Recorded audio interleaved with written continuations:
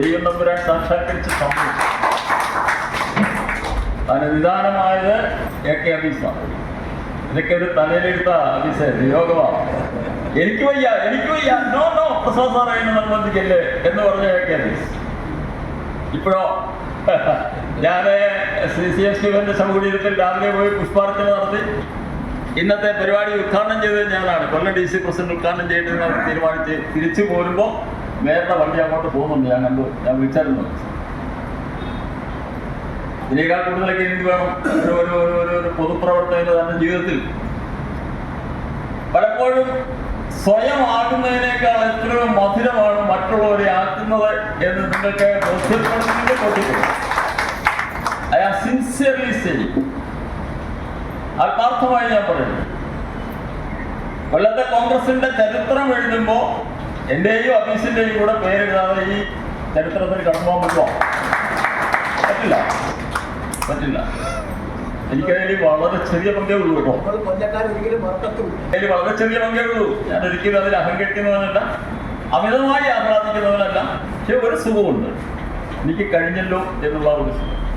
അത് AK അബീസിനെ മേയറാക്കാനാണല്ലോ എനിക്ക് കഴിഞ്ഞത് എന്നുള്ളത് രണ്ടാമത്തെ സുഖം. ഞാൻ ചുരുക്കുന്നു, CM സ്റ്റീഫൻ മേയർ ആയ സ്ഥിതിക്ക് കൊല്ലത്തെവിടേക്ക് ഒരു ചിന്തയ്ക്ക് വേണ്ടി ഞാൻ വെച്ചാണ്. അബീസിനോട് പറഞ്ഞിട്ടും ചെയ്തില്ലല്ലോ എന്ന് നാളെ ആരും കുറ്റപ്പെടുത്തിയത് വേണ്ട. ഇത് വളരെ വളരെ ബുദ്ധിമുട്ടുള്ള ഒരു കാര്യമാണ്. അതിലൊക്കെ ആകെ രക്ഷപ്പെട്ടത് RSPക്കാർ മാത്രമാണ്. പട്ടണത്തിന്റെ ഹൃദയഭാഗത്ത് DK ദിവാകരന്റെ ഒരു സ്മാരകത്തിന് ഇത്രയും സ്ഥലമെന്ന് പറഞ്ഞാൽ ശരിയായിരുന്നു. ഇത്രയും സ്ഥലം നമ്മളതൊന്നും ആവശ്യപ്പെടുന്നില്ല. വളരെ കുറേ സ്ഥലം മതി. ഒന്ന് അത് സ്ഥാപിക്കേണ്ടത് കൊല്ലത്താണ്. കൊല്ലക്കാരെ കൊണ്ടത് കഴിയത്തില്ല, അതുകൊണ്ട് നമ്മൾ ഏറ്റെടുക്കണമെന്നുള്ള സ്വരത്തിൽ ഇന്ന് അവിടെ സംസാരിച്ചു. ഞാൻ കേട്ട മക്ക് കാണിക്കാതെ ഇനി പോരുന്നു എന്ന് പറയാൻ പറ്റും. അപ്പൊ ഇതൊക്കെ നിങ്ങളുടെ ചിന്തയ്ക്ക് വേണ്ടി ഞാനൊന്ന് സൂചിപ്പിച്ചാണ്. എന്തായാലും CM സ്റ്റീഫനെ മറക്കാതെ ഇന്ന് ഇങ്ങനെ ഒരു അനുസ്മരണ സമ്മേളനം സംഘടിപ്പിച്ച INDC ജില്ലാ കമ്മിറ്റിയോടുള്ള DCCയുടെ യഥാർത്ഥത നന്ദി ഞാൻ രേഖപ്പെടുത്തിക്കൊണ്ട് അദ്ദേഹത്തിൻ്റെ ആത്മാവിന് നിത്യശാന്തി നേർന്നുകൊണ്ട് അദ്ദേഹത്തിൻ്റെ സ്മരണയ്ക്ക് മുന്നിൽ ശിരസ് നമിച്ചുകൊണ്ട് ഈ സമ്മേളനം ഞാൻ ഔപചാരികമായി ഉദ്ഘാടനം ചെയ്തതായി പ്രഖ്യാപിക്കുന്നു. സാർ പലപ്പോഴും എന്നെ മുറിക്കകത്ത് ശരിക്കും പറഞ്ഞാൽ അറസ്റ്റ് ചെയ്തിരുന്ന പോലെ അകത്ത മുറിയിലോട്ട് പിടിച്ചിരുത്തി ആണ് സാർ പലപ്പോഴും ഇപ്പോഴങ്ങനെ ഒരു തീരുമാനമൊന്നും എടുക്കരുത്, പറ്റത്തില്ല എന്നൊക്കെ സൂചിപ്പിക്കുമ്പോഴും ഞാൻ അങ്ങനെയല്ല സാർ, എനിക്ക് പറ്റുന്നില്ല, ഞാൻ നിൽക്കുന്നില്ല എന്ന് പറഞ്ഞാണ് ഒരു പരമാവധി ശ്രമിച്ചു നോക്കി. പക്ഷെ ഇത് ഏറ്റെടുത്തതിന് ശേഷം തീർച്ചയായും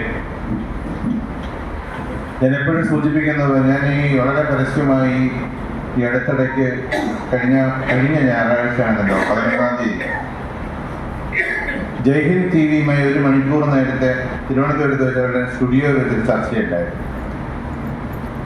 അപ്പോഴും ഞാൻ പറഞ്ഞത്, ഇതിൻ്റെ സൂത്രധാരകൻ ആര് എന്ന് ചോദിച്ചാൽ പ്രധാനമായും ഞങ്ങളുടെ DCC ഒരു പ്രസിഡന്റാണ്. ഞാൻ പലപ്പോഴും ഇത് പറഞ്ഞ് സാറിന് അത് ഇഷ്ടപ്പെടുന്നില്ല. കാരണം എപ്പോഴും ഇങ്ങനെ പറയുമ്പോൾ അത് സാറിന് വല്ലാത്ത ബുദ്ധിമുട്ടും ദോഷവും ചെയ്യുന്നു എന്നാണ് എനിക്ക് തോന്നിയിട്ടുള്ളത്.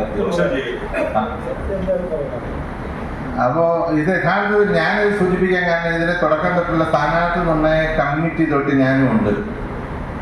എങ്ങനെയാണ് നമുക്കെപ്പോഴും ഇത് പരാജയം വരുന്നത്? കഴിഞ്ഞ പ്രാവശ്യമൊക്കെ ഞാനാണ് 95 മുതലുള്ള സ്ഥാനാർത്ഥി നിർണ്ണയം, 95 കമ്മിറ്റിയൊന്നുമില്ല, അന്ന് DCC പ്രസിഡന്റ് KC രാജനും തദ്ദേശ സ്വയംഭരണ സ്ഥാപനങ്ങളുടെ ചുമതല എനിക്കുമായിരുന്നു.